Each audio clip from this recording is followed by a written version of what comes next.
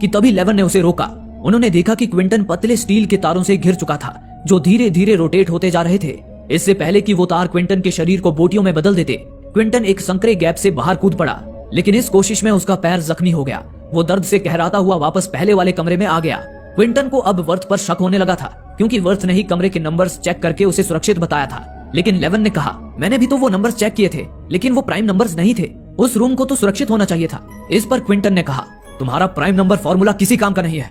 अब तक हम सिर्फ किस्मत के भरोसे बचते आ रहे थे, और वर्थ ये बात पहले से जानता था। उसने जानबूझकर मुझे उस कमरे में मरने के लिए भेजा था। ऊपर से वो शुरू से ही हम सबको अपनी नेगेटिव बातों से डिमोटिवेट भी करता आ रहा है। मुझे तो लगता है वर्थ उन लोगों से मिला हुआ है जिन्होंने हमें यहाँ कैद किया है। इस पर हॉलोवे ने क्विंटन से कहा, तुम कुछ ज्यादा ही सोच रहे हो। वर्थ उनसे नहीं मिला है, उसका स्वभाव ही थोड़ा नेगेटिव है। ये सुनकर क्विंटन चुप हो गया। प्राइम नंबर फॉर्मूला फेल होने से वे सभी मुसीबत में पड़ चुके थे। सारे लोग ट्रैप्स को पार करने की रणनीति बनाने में लगे थे, लेकिन एक वर्थ ही था जो बाकी लोगों की मदद करने के बजाय उनकी मजबूरी पर हंस रहा था। ये देख क्विंटन उसके पास आया और चिढ़कर उससे कहा, यहाँ हम सब बाहर निकलने के लिए इतनी मेहनत कर रहे हैं और तुम यहाँ आराम फरमा रहे हो। इस पर वर्थ भी चिल्लाकर बोल पड़ा, मैं यहाँ से निकलने की कोशिश इसलिए नहीं कर रहा हूँ क्योंकि मैं जानता हूँ यहाँ से निकलने का कोई रास्ता नहीं है। वर्थ के ये कहते ही वहाँ सन्नाटा सा पसर गया। बाकी लोग समझ गए कि वर्थ जरूर उनसे कुछ छुपा रहा है। उनके जोर देने पर वर्थ ने खुलासा करते हुए आगे कहा, ये जगह एक बड़ा क्यूब है जिसमें ठीक रूबिक्स क्यूब की तरह छोटे छोटे क्यूब्स के आकार के ढेर सारे कमरे हैं। हम उन्हीं में से किसी एक कमरे के अंदर मौजूद हैं। इतना ही नहीं, ये क्यूब एक विशाल बॉक्स के अंदर मौजूद है जिसे आउटर शेल कहा जाता है। इसकी बनावट ऐसी है मानो किसी बॉक्स के बीचों बीच एक रूबिक्स क्यूब हवा में लटक रहा हो।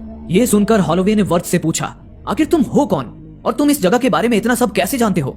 जवाब में वर्थ ने निराशा भरे शब्दों में कहा, क्योंकि मैंने ही इस क्यूब का आउटर शेल यानी कि बाहरी बॉक्स डिजाइन किया है, लेकिन मुझे इस क्यूब और इन दरवाजों पर लिखे नंबर्स के बारे में कोई जानकारी नहीं है। मुझे कुछ अनजान लोगों का कॉल आया था जिन्होंने मुझे इस क्यूब का आउटर शेल डिजाइन करने का काम दिया था। उन्होंने मुझे इस काम के बदले अच्छी कीमत दी थी, इसलिए मैंने बिना कोई सवाल किए बस ये काम कर दिया। क्विंटन ने आगे उससे पूछा, इस जगह को बनाने वाला आखिर है कौन और हमें यहाँ रखने के पीछे उसका मकसद क्या है? वर्थ ने कहा, मुझे नहीं पता ये जगह किसने बनाई है और ना ही मैं उनके मकसद के बारे में कुछ जानता हूँ। मुझे काम के बदले अच्छे पैसे मिल रहे थे, इसलिए मैंने उनसे ये सारी बातें पूछना जरूरी नहीं समझा। लेकिन मुझे क्या पता था कि यहाँ इंसानों को कैद किया जाएगा। ये सब जानने के बाद लेवन ने वर्थ से उस जगह की बनावट के बारे में पूछा। इस पर वर्थ ने बताया, मुझे बस इतना पता है कि इस क्यूब के आउटर शेल का साइज 434 फीट स्क्वायर है। साथ ही आउटर शेल और क्यूब के बीच यहाँ मौजूद एक कमरे जितना गैप है। लेवन ने आगे पूछा, क्या उस आउटर शेल में बाहर निकलने का कोई दरवाजा है? जवाब में वर्थ ने कहा, हाँ एक दरवाजा तो है, लेकिन वो दरवाजा कहाँ है ये मुझे नहीं पता। वर्थ से मिली जानकारी को ध्यान में रखकर लेवन ने कुछ कैलकुलेशंस किए और पता लगाया कि उस क्यूब में राइट से लेकर लेफ्ट तक 26 कमरे, ऊपर से लेकर नीचे तक 26 कमरे और आगे से लेकर पीछे तक 26 कमरे थे। यानी कि उस क्यूब में कुल 17,576 कमरे थे।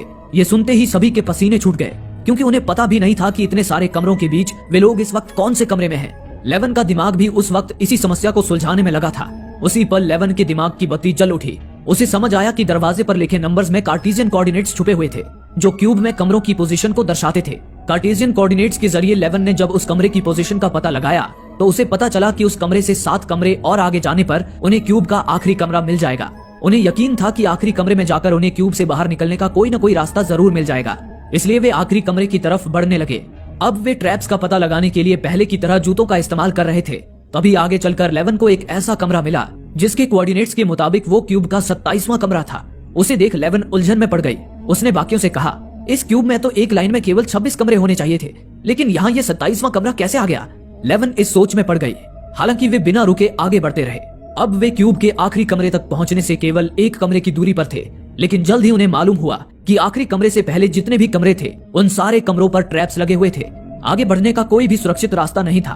तभी क्विंटन ने कहा, हम बाकी ट्रैप से तो नहीं निकल सकते, लेकिन हमारे नीचे के कमरे में जो साउंड एक्टिवेटेड ट्रैप लगे हुए हैं, अगर हम बिना शोर किए वहां से जाएं तो हम आखिरी कमरे तक पहुंच सकते हैं। वे सभी क्विंटन के इस प्लान से सहमत हो गए, लेकिन तभी केजन ने पागलपन में शोर मचाना शुरू कर दिया। उसकी आवाज से उस ट्रैप वाले कमरे में सभी दीवारों से धारदार सरिये बाहर निकल आए, जिसे देख उन सभी की हालत खराब हो गई। क्विंटन ने कहा, हम केजन को अपने साथ नहीं ले जा सकते। अगर उसने पागलपन में जरा सा भी शोर मचा दिया तो हमारी जान पर बनाएगी। लेकिन हॉलोवे और वर्थ केजन को मरने के लिए वहाँ अकेला नहीं छोड़ना चाहते थे। उन्होंने क्विंटन को भरोसा दिलाया कि केजन शोर नहीं मचाएगा। इस तरह रिस्क उठाते हुए सबसे पहले वर्थ नीचे गया। वो छत से लटकता हुआ अगले कमरे तक पहुंच गया। उसके पीछे लेवन, हॉलोवे और केजन भी उस कमरे तक पहुंच गए। लेकिन जब क्विंटन छत से लटकता हुआ सुरक्षित कमरे की तरफ बढ़ रहा था, तभी केजन ने पागलपन में शोर मचा दिया। उसे सुन क्विंटन की तो जैसे जान ही हलक में आ गई।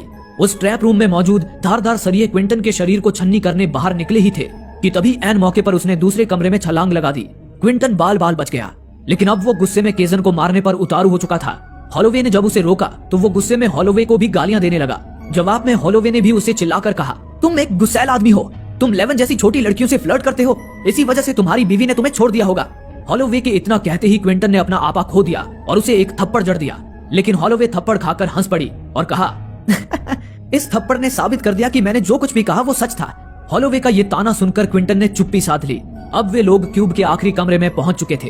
इतने में ही वर्थ ने आखिरी कमरे का दरवाजा खोला, लेकिन उन्हें वहां बाहर जाने का दरवाजा नहीं बल्कि थोड़ी दूरी पर मौजूद आउटर शेल की दीवार नजर आई। उस आउटर शेल और क्यूब के बीच एक बड़ा गैप था और नीचे गहरी खाई थी। ये देख उनके बाहर निकलने की सारी उम्मीदें धरी की धरी रह गई। लेकिन तभी क्विंटन ने कहा, हमें आउटर शेल की तरफ जाकर देखना होगा, हो सकता है वहां से हमें बाहर निकलने का दरवाजा मिल जाए। हम अपने कपड़ों से एक लंबी रस्सी बना सकते हैं जिस पर झूलता हुआ मैं आउटर शेल की तरफ चला जाऊंगा। लेकिन लेवन ने कहा, हम कपड़ों से रस्सी तो बना लेंगे पर वो रस्सी तुम्हारा भार नहीं झेल पाएगी। इस काम के लिए हमें हल्के इंसान की जरूरत है। ये सुनकर हॉलोवे ने कहा, मेरा भार कम है, मैं नीचे जाने के लिए तैयार हूँ। इस पर सभी राजी हो गए और उन्होंने कपड़ों से रस्सी बनाकर हॉलोवे को नीचे भेज दिया। हॉलोवे रस्सी से झूलकर आउटर शेल तक पहुंचने की कोशिश करने लगी। तभी क्यूब में एक बार फिर से किसी भारी भरकम मशीन के सरकने की आवाज आई और वो कमरा हिलने लगा, जिससे बाकी लोगों के हाथ से हॉलोवे की रस्सी ही छूट गई और हॉलोवे एकाएक नीचे गिरने लगी। पर तभी ऐन मौके पर क्विंटन ने छलांग लगाकर उसकी रस्सी पकड़ ली। हॉलोवे की जान में जान आ गई। इस दौरान बाकी लोगों ने भी क्विंटन को पैरों से पकड़ रखा था। हॉलोवे ने फौरन ऊपर आकर क्विंटन का हाथ थाम लिया, लेकिन तभी क्विंटन को हॉलोवे से हुई अपनी बेइज्जती याद आ गई। उसका बदला लेने के लिए क्विंटन ने हॉलोवे का हाथ छोड़ दिया, जिससे वो खाई में जा